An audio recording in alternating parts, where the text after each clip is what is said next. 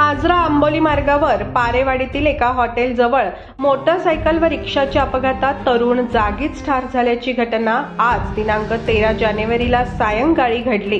पंकज शिवाजी पाटील, वय वर्ष 28, राहणार आजरा असे मृत तरुणाचे नाव आहे।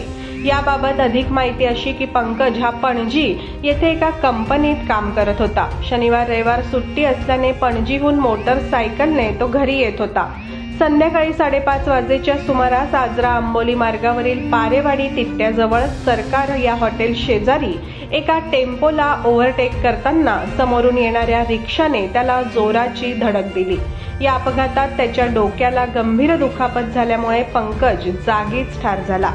हा अपघात इतका भीषण झाला की यामध्ये मोटरसायकलचा चक्का चूर झाला।